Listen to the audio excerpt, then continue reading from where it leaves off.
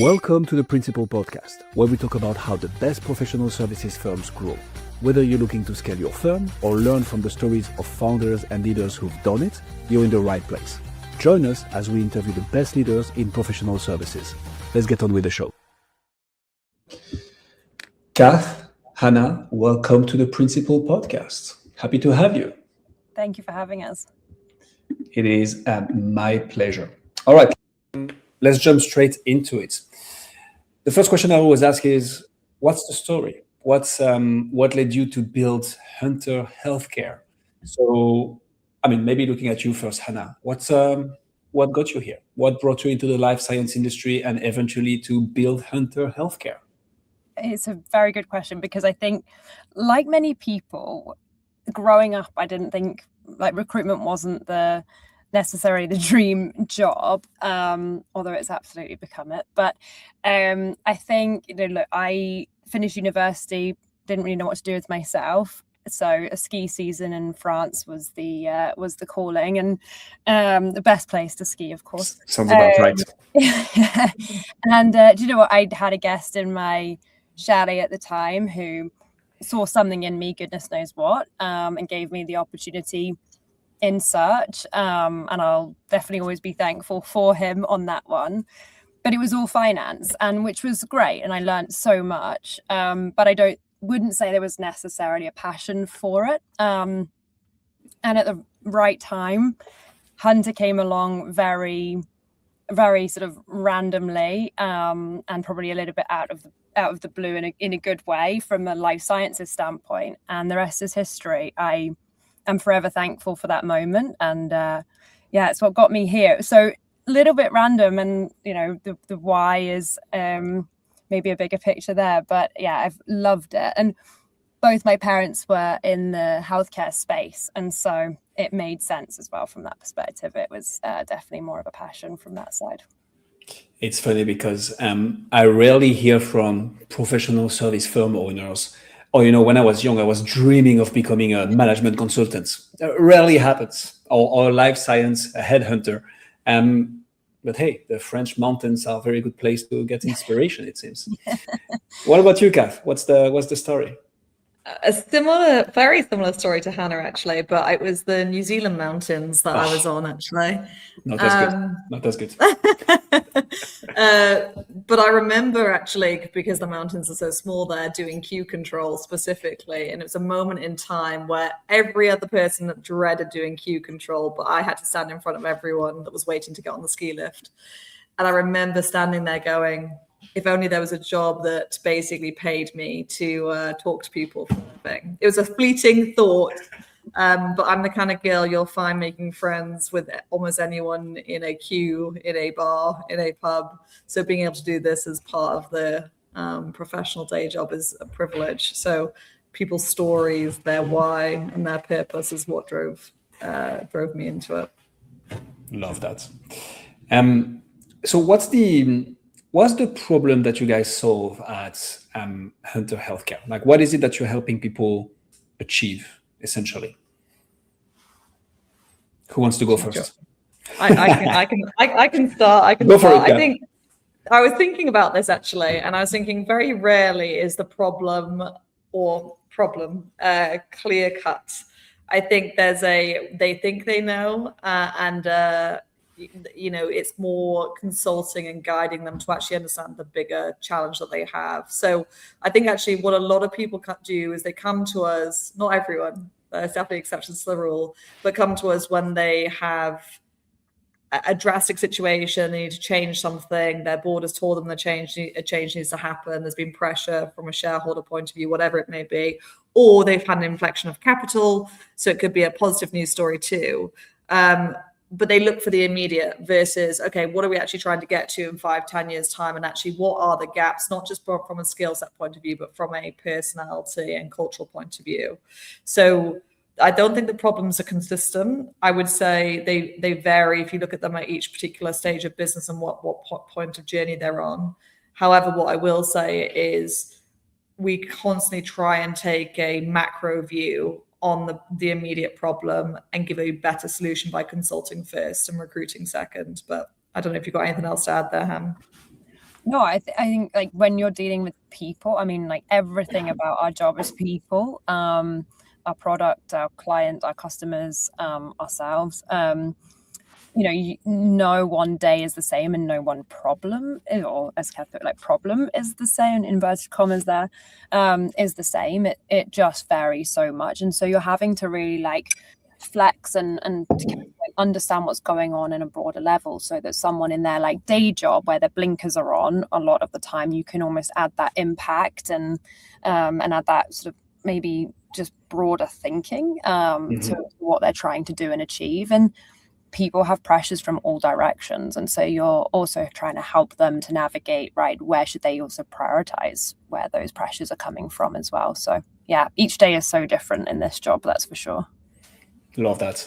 One of the things I want to piggyback on, Cath, is the problem that you're solving is, so obviously it can change.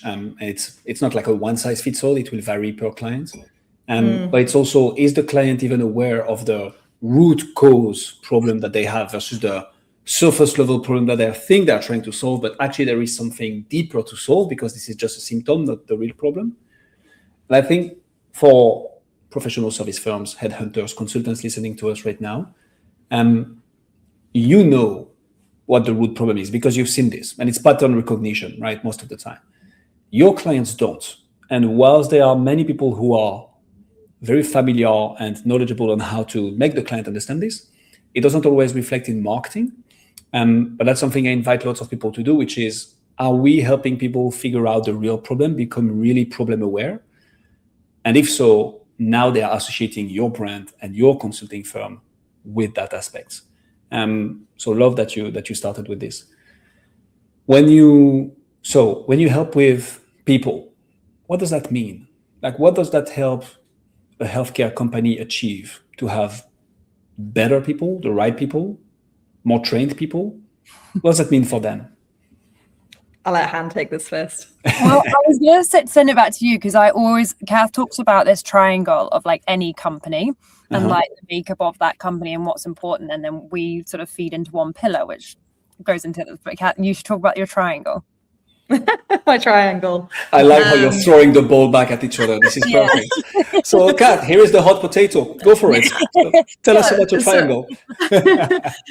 So I'm a huge believer that businesses are made and broken on three key pillars. Obviously, it's multifaceted within those pillars, but it's funding, having the right product / service, and then people. And all three have to come together in order for a business to be successful. And it may be different at different stages. And I think when you think about what we're doing as an organization, how we're helping, it's not just about getting the better trained staff, as an example. It's not just about, and in some cases it's upgrading staff in the sense that they've been there and done it before, therefore, to your point, have pattern recognition on how to scale a business. But actually what's more important is the unspoken context, the implicit context of what's going on within an organization versus the explicit. It's very easy to marry a CV to a job description. I mean, anyone can do that. AI can do that. We would be replaced. What's actually really challenging is finding the chemistry, the things that people aren't saying, but you can read between the lines and understand what that person's thinking or feeling about maybe how they're communicating or delivering it. Because actually, 9 times out of 10, when you see businesses come into challenges, at least from our perspective, it's usually due to either people not working well together, or different cultures coming together and misunderstanding each other, or not being able to position your business to an investor because you have the best science but not necessarily the best product market fit story, whatever it may be. And you can see it's all around how people are communicating outward to get what they need done, whether that be financing, whether that be talking to R&D, or whether that actually be hiring and bringing the right people in. And I think where I like to think, and obviously our customers would tell you if they agree or not, but we try and find that chemistry, and we take our time to try and understand that chemistry through a lot of in-person meetings, through conference times, very similar to Steph at Desi. He's very a people-orientated person. We're the same. So it's not just about skill sets. Yes, that's definitely an element, but it's more about can these people not just date, which is the interview process, but can they marry each other and, you know, spend more time with each other than they probably do their partners or their family, which is the reality of work these days. It is so funny that you say this, because I was about to say, it's funny, the last time I used the word chemistry, it was to converse around relationship and love. And like, yes, it's one thing to have your criteria and making sure that, you know, it's your type whatsoever, but is there chemistry? Is there, like, can you feel that the person is in the room? Can you, you know, via unspoken messages, think the same thing? It's funny, you use the same for employees and companies, but that actually makes sense. It's relationships and people, and you linked it to that perfectly. I think the biggest thing that like makes our job the difficult part, to Cath's point, you know, you can marry up a CV and a skill set to the job description, but you could put the biggest, best name into an organization because of what they've done in the past, but it just doesn't work from a dynamic standpoint, whether that's with the investors, whether that's with the board, the wider leadership team, and you mess that up, it just doesn't work. And, you know, you see that time and time again of people going into different organizations and they may have done amazing things in one business, but that doesn't translate because something's not right, again, like in the chemistry of the makeup of that. And so, yeah, that's the fun part. It's the most difficult, but it's the fun part of what we do. You've really got to think, you've got to understand the psychology behind it all. Amen to that. Who do you solve this for? And maybe looking at you firstly, Hannah, who is it that you're helping getting the right chemistry between the people and the company? So do you mean like from which sort of companies are we working with? Yeah. And candidates, I guess, because you're like the person in between. So where Hunter focuses, so we've got almost we've got two arms of our business. Well, I'll start there and then we can sort of siphon it down, and I'll say where Cath and I are focused. But one half our business, which was where we originally started, was healthcare providers.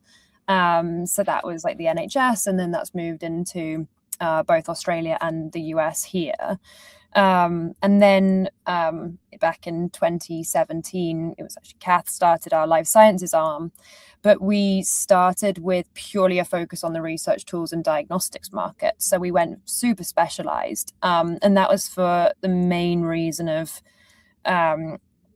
asking the market what they needed. And a lot of what was out there was a sort of, companies might have focused on recruitment for the life sciences more broadly, but there was a real lack of understanding of our specific segment. We have in the last few years diversified into the biotech and pharma space and the medical devices areas. But that's been done with specialists that, again, specialize in those industry areas, so they truly understand the complexities and the challenges there. And then that's varied from a size perspective as well for some key reasons, which I'll go into. But that's been VC backed, PE backed, and then some larger corporate organizations as well. And then from the people and the candidates that we're working with, so the level of role and the kind of roles that we've been working with, that's also it's been cross-functional in nature across these organizations. Again, going back to like truly understanding how the organizations work from start to finish, because we don't just see this, it kind of carries on to what Cath said, we don't just see this as like, what's the role that we're filling, but like what gap are we filling in the company? And so how do we connect the dots? And you can only really connect the dots if you are working cross-functionally in these organizations with these specialists. So it's been anywhere from your executives in a business, so your boards, your C-suites minus one. But what was also super important to us was really helping people also go through their career as they start to grow and expand. And so we also work with what we describe as your leaders of tomorrow. And there's a lot of professional services and recruitment firms that, unfortunately, like the same level of care isn't necessarily given to the more junior end market. Exactly. As it is the executive. And we didn't like that. It wasn't, everyone should be given that chance for their voice to be heard. And sometimes those middle management roles are at times more important, and that care should be given to both the organizations you're recruiting for, but also the candidates that are in that process.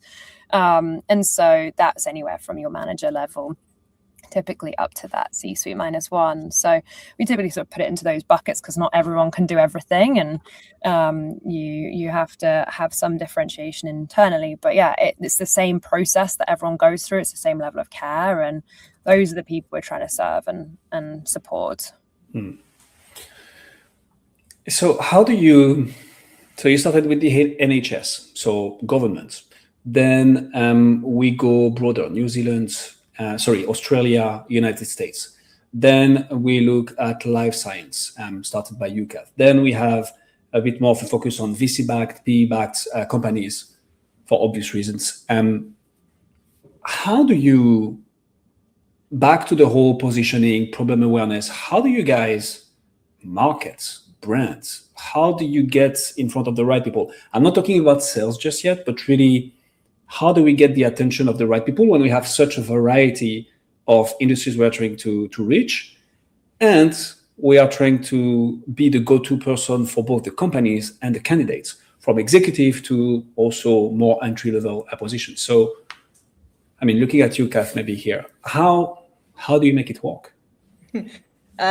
So you kind of basically just said that we're a very complicated small business, and you're not wrong. Not my words. We like to go the hard way around things is probably the best way to describe it. The only way.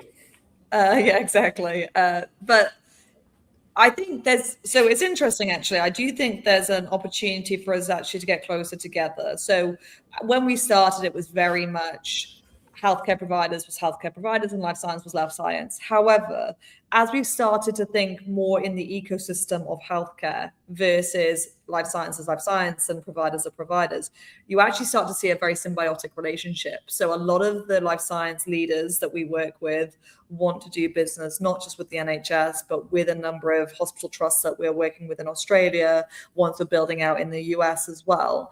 And we believe there's a world in which we can go beyond pure search and be the part of the ecosystem and actually bring together these communities to actually enable and better human health.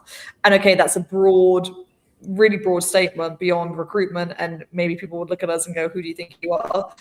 However, we are very ambitious individuals and a group of people that actually think that we've done a lot in a very short space of time, and now it's about bringing it and knitting it together. The how, to your point of, from a marketing point of view, that's something we're continuing to work through.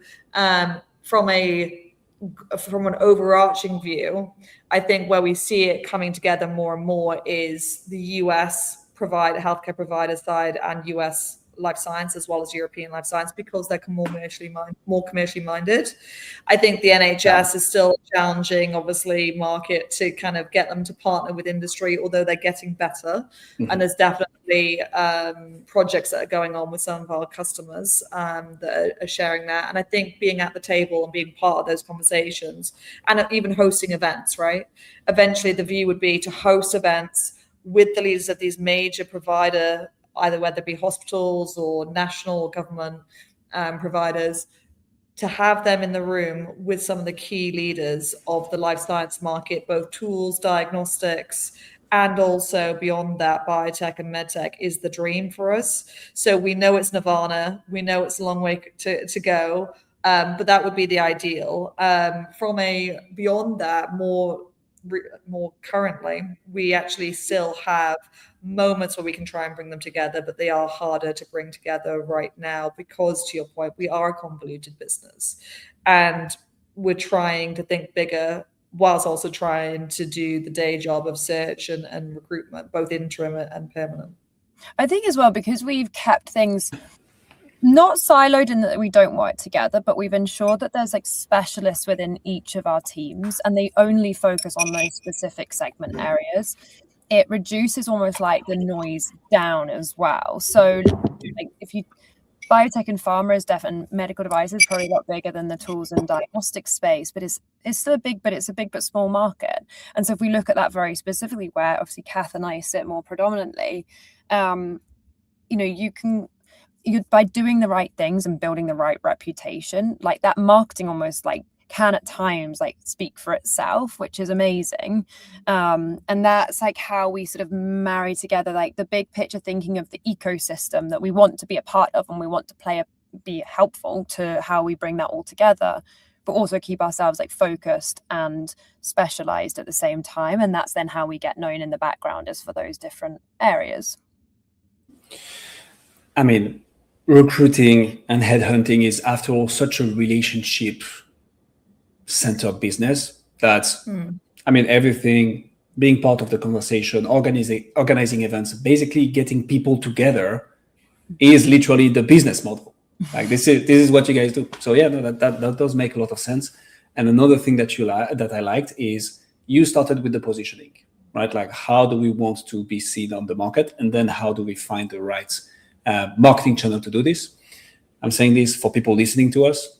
They think about the channel before thinking about the positioning, versus if everything that you do screams, hey, if you're so-and-so and you do so-and-so, this is for you, then everything downstream is much easier. So absolutely love that.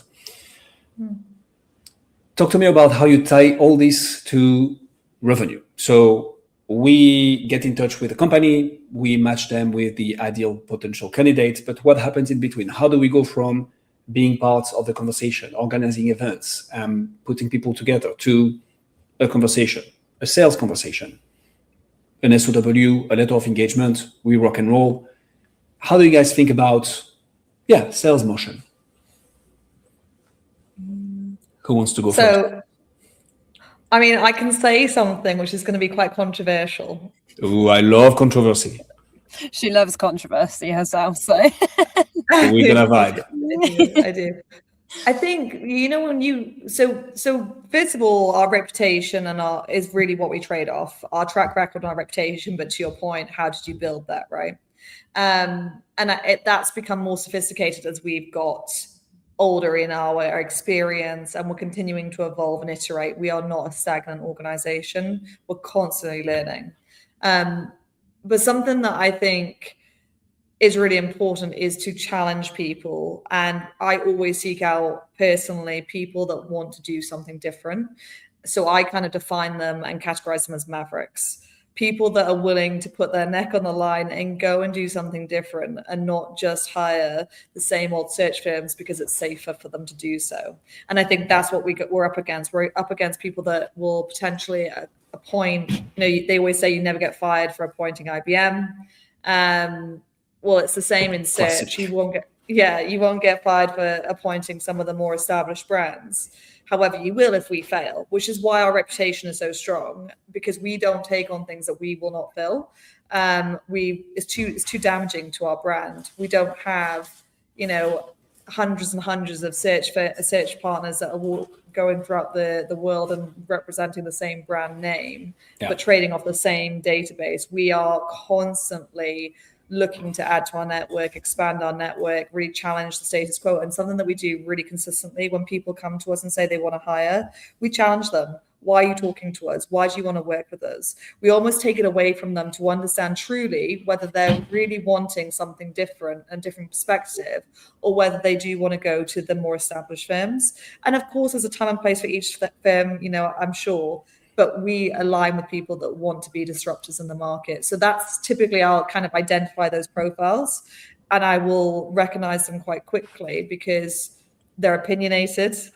They're either working on innovation where they want to disrupt and change the market, or honestly, they're tired. They've had a bad service themselves and they're like, it's time for something different. People are getting lazy. So I typically profile people. I don't always get it right. Sometimes I'm like, no, they're not a maverick, and they prove me wrong for sure. I've definitely had that. But I typically will try and do that. But like I said, reputation, recommendations, and there's certain regions globally that are incredibly loyal regions that will just recommend us to their network. And it's amazing to see. And we feel so grateful and thankful, Steph even recommending us to you to do this podcast, Correct. Yeah, so that's how we work. And I think Steph and Decibel are very similar. They trade, they go up against big consultancy, but what they do is they have a white glove service, and they also trade off the relationship side of things and look for people that want something different. They want a true partnership approach. And I think that knowledge base, right? I think once it goes beyond like the brand recognition is of these like larger firms, once you actually sort of look below beneath the hood, you can see the level of knowledge, you can see the level of care. And once it gets to that point, once it gets to that level of conversation, or even that first search, right? If you do have a maverick that like puts the trust in, they see that they keep coming back because they can see the level of, just like trust that they can have in us to be able to deliver, and to Cath's point earlier, right? Like not just deliver on the basis of like something that's predictable. We're actually challenging them in the best way because we want what's best for their business, and we can kind of look outside of the box to be able to do so. And that is what's become so important. So I think that's what like becomes like takes us to the revenue conversation. That's what like is then repeated clients at the same time as well. I like that a lot. I think it's funny because that's something we also discussed with Steph on the podcast, which is the business model of smaller professional service firms, whether that be consulting, high ticket coaching, headhunting, is we're going to be able to take on those big players by being ultra focused, ultra specialized, ultra tailored, which is the type of things that those bigger firms cannot do, but they have the brand going on for them. So there are pros and cons at being on either side of the spectrum. But I like the way you approach this. I would, and again, the whole strategy of each company is distinct, and that's what I love about business. There is not one right way to do it. There are multiple ways to get to a goal. Now, there are some more efficient resource allocation and so on. But for maybe people listening to us, the trade-off between reputation and visibility, it is a thin line, because the more noise you make and the more reach you have, potentially the more pushback you're gonna get, because you're reaching more people. And just the law of averages, you're just gonna reach people that don't like what you put out. But I would also see that there is noise and signal, right? There is something about having a reputation and doubling down on it without making too much noise, but really signaling. And I think the trap that a lot of business owners fall into, and that's true for professional services, B2B, B2C, is when they get into content, they look at the rewarding, but actually not moving the needle for the business metric, which is views, reach. And you get more views and reach when you're polarizing, when you're saying something that, it's a bit controversial because people react emotionally to this, but that doesn't help your business, versus focusing on content, for instance, that is genuinely made for a very specific part of the population, the ICP, talking about stuff that they care about only. Then it could become like we are doubling down on our reputation versus trading off. What do you think about this, Cath? I'm curious to get your thoughts on it, actually. Well, so what you're telling me is we shouldn't hire Donald Trump as our marketeer. So I have a very... So Donald Trump is a genius in marketing. And I don't want to get into the political side of this. I'm a guest in the US, so I've carefully kept myself out of politics publicly. One thing you can say for sure is that he knows how to get reach. That's what and he knows saying. and how to get people to feel an emotion. Whether that emotion is positive or negative is something else. But I wouldn't advise this strategy for highly tailored B2B professional services. That is for sure. Yeah, no, exactly.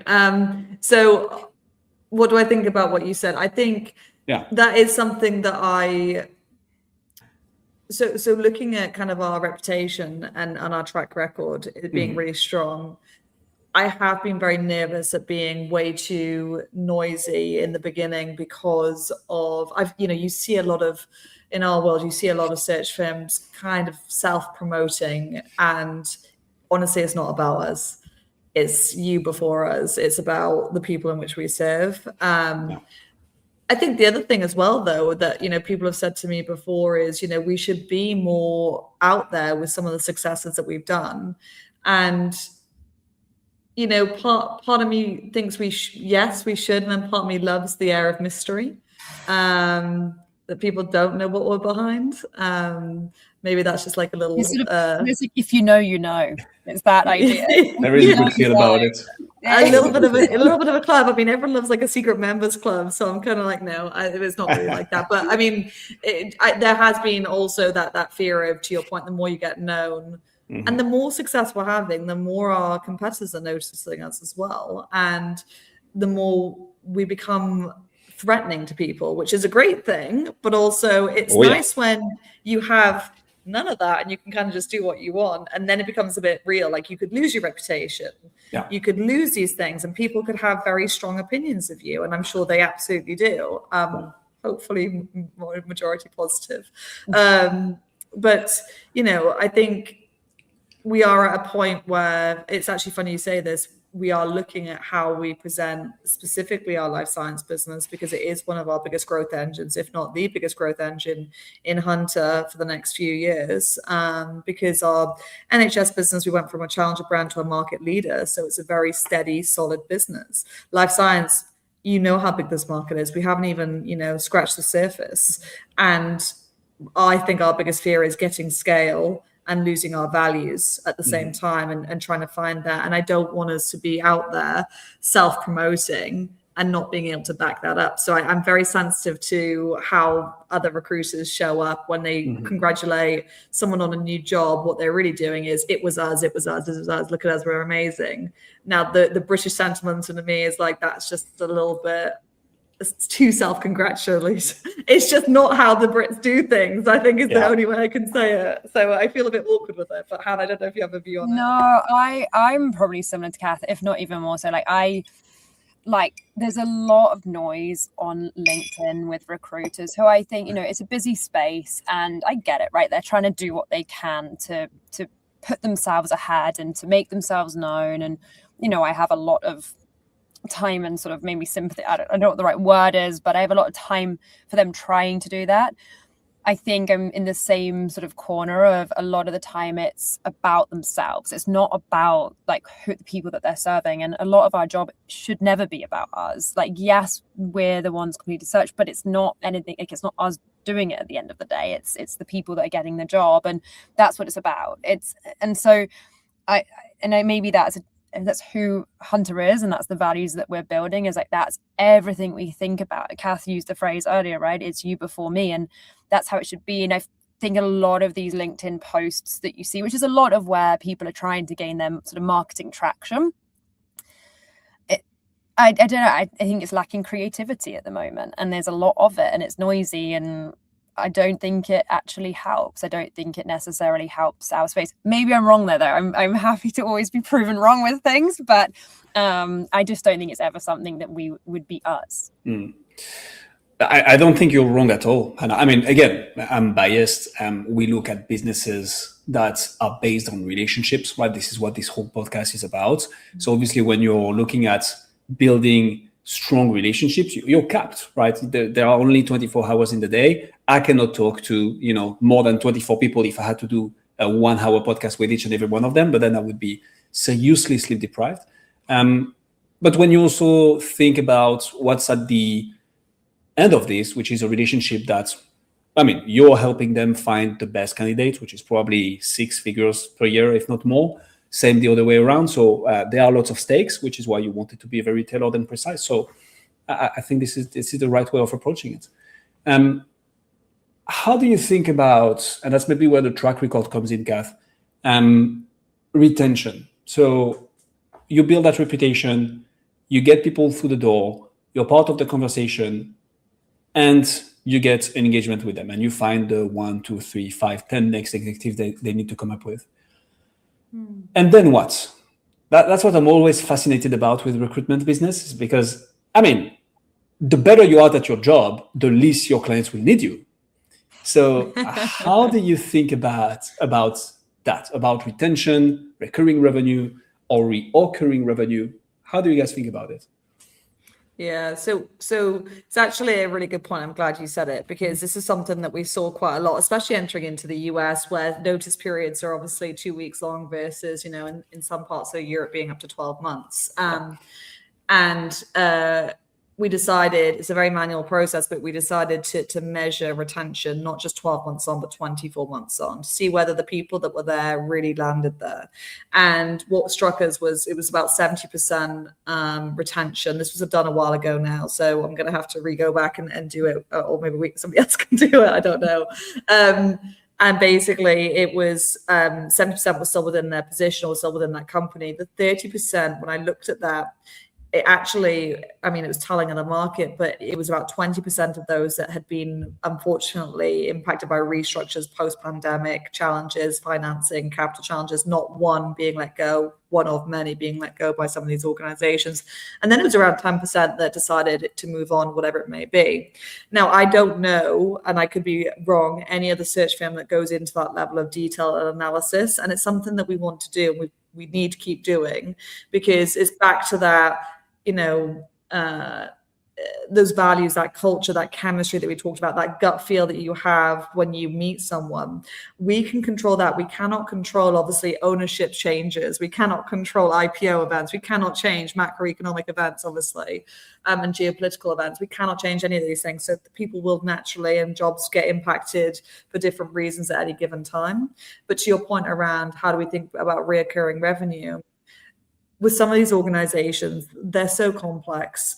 There's always a shift or change. If they hire in a consulting firm that talks to them about OD and how to restructure and change to go from matrix in country, whatever it may be, there's again a changing of the guard and a changing of skill set needed.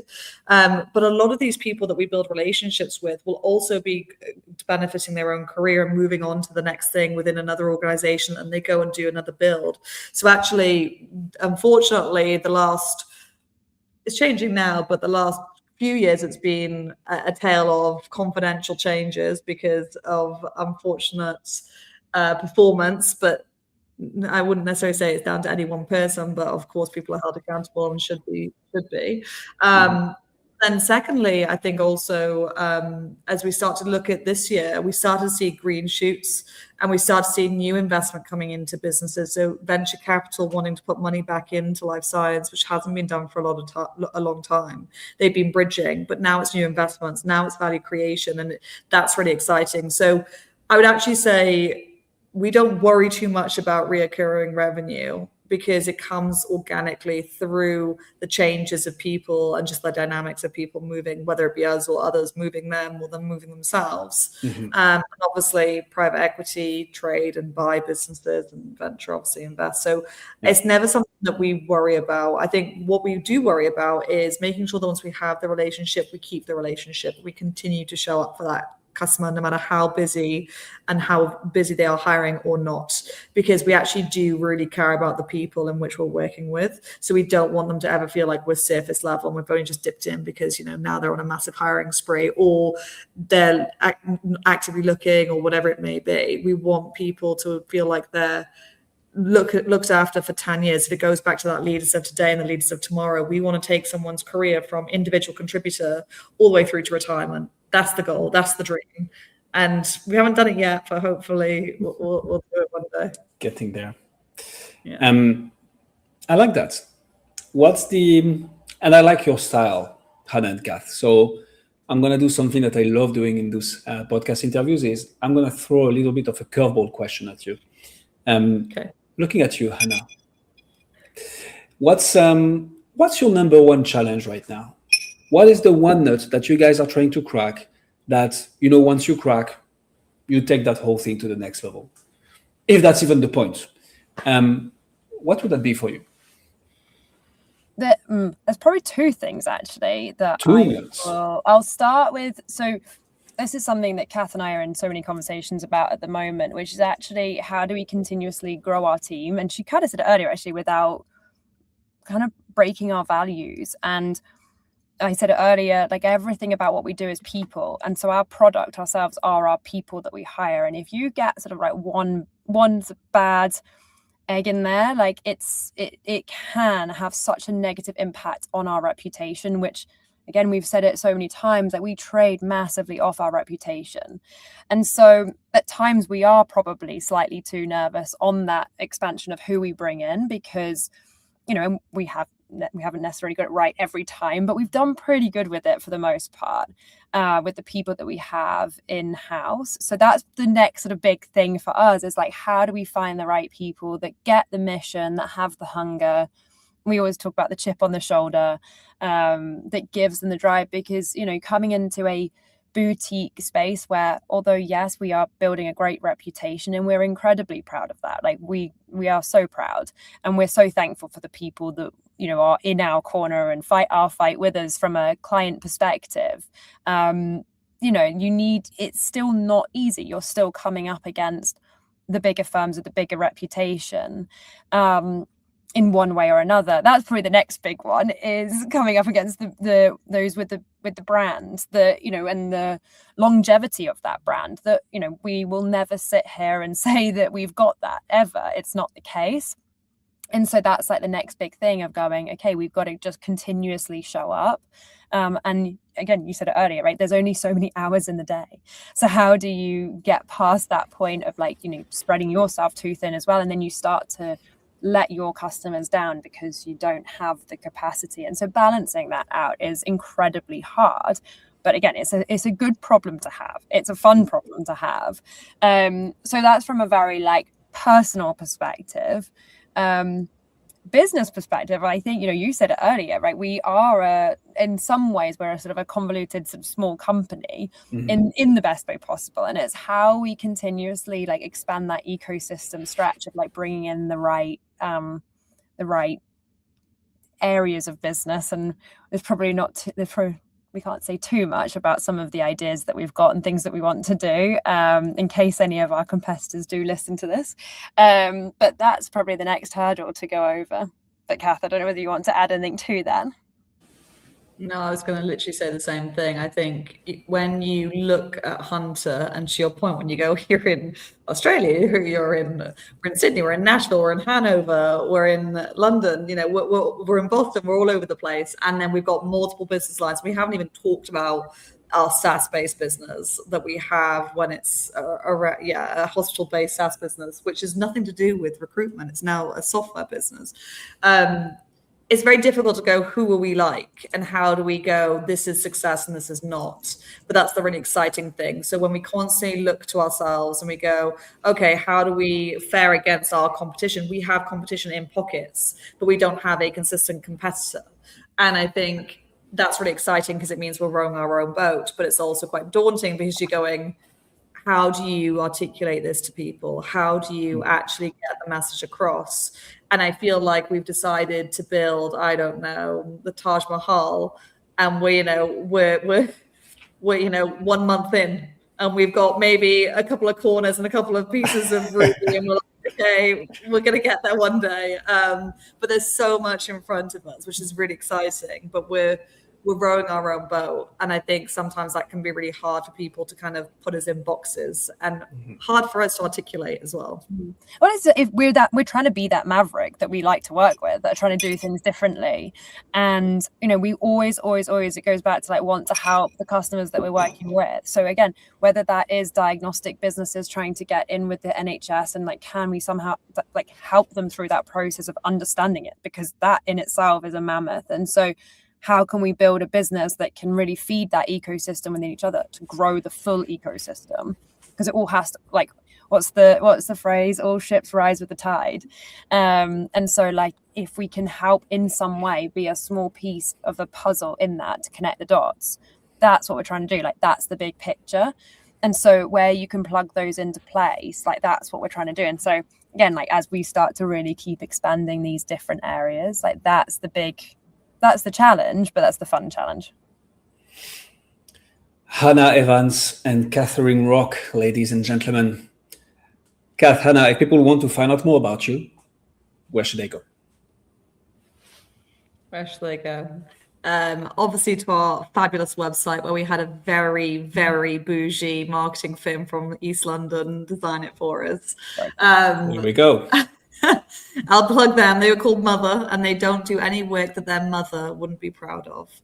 So we That's actually a good line. fell in love with them. That's true. And obviously our LinkedIn profiles as well.